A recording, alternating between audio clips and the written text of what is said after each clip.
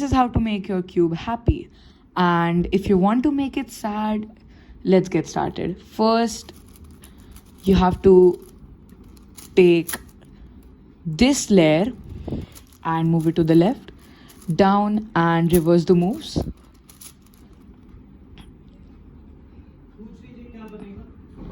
And now take this layer to the left, these two layers on the bottom, and then reverse the moves.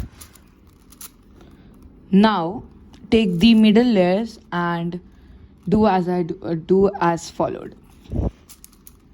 Take the middle layers, take them to the left, up and right, and take these two layers, take them to the left and up and right.